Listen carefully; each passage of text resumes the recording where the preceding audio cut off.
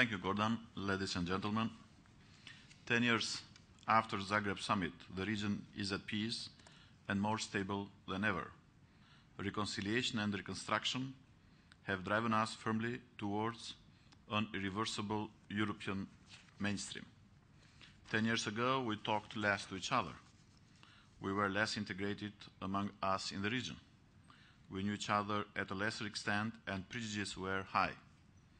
The region was coming after several years of war and destruction. Today, we do not fight anymore against each other. But the fight is not over yet. This is a different fight. This is a fight against hatred, ethnic divisions, backwardness, poverty, organized crime and corruption, terrorism and global challenges. And I want to emphasize this crucial fact.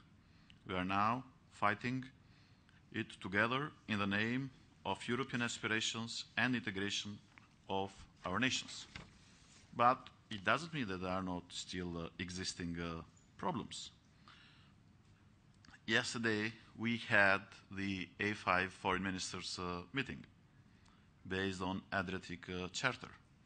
When we founded it, the three founder countries together with the United States, Albania, Croatia, and Macedonia, it was at the very beginning.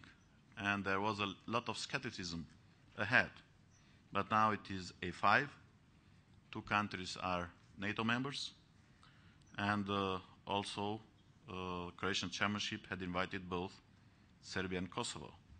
And unfortunately, Serbia was not yet present. But we have seen other cases when Serbia was present and Kosovo not.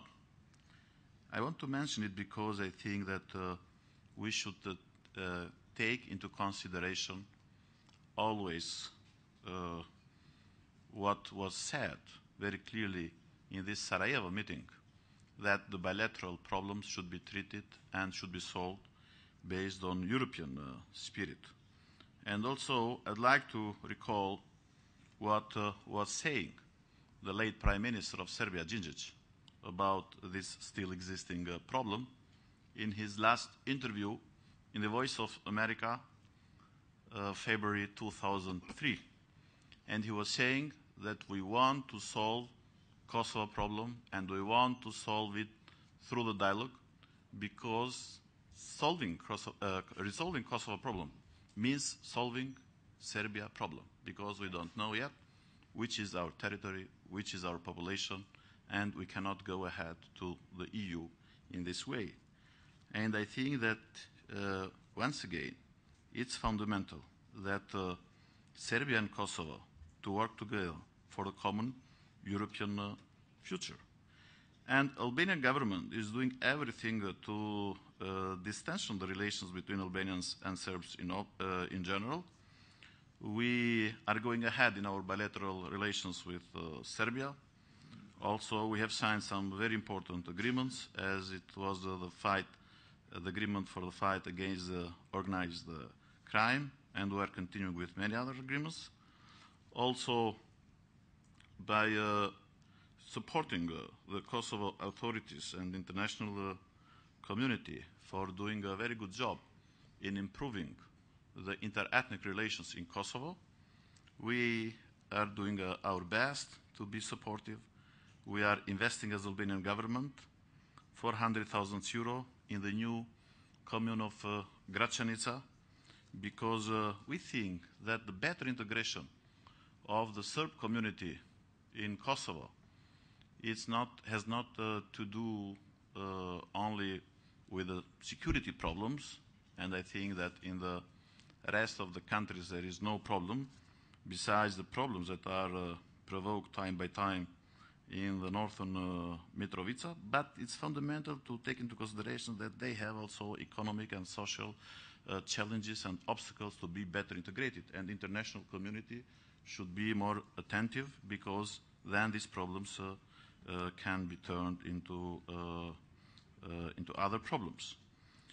Also, as we know, the region is hungry for economic recovery in these times of global crisis, and the network of strategic infrastructure and energy interconnections is indispensable for economic growth and viability for establishing a common market with enhanced stability and decreased interest for potential important investments. The region is the main strategic route from east to west for all oil and gas pipes coming from Caspian Basin to the European markets, and our countries should all profit from this opportunity, which will make it safer and more attractive. This need is pivotal for implementing the principle of all inclusiveness in all dimensions, because economic development will ease the cost of reforms and will fasten this track. EU conditionality can steer a fast-track process. Experience with visa liberalization demonstrated that explicit and detailed benchmarks and clear policy goals motivate complex reforms and significant investments within a short period of time. Using in full capacity the financial instruments provided by the EU is an imperative.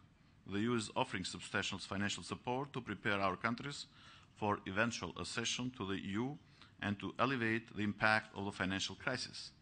It has also encouraged regional projects through RCC, CEFTA, transport and energy community treaties. Yet it can do more to inject important investments, particularly in infrastructure, energy, information technology and innovation. Also, better regional coordination is needed among our countries to face better and more effectively natural disasters in each of our countries.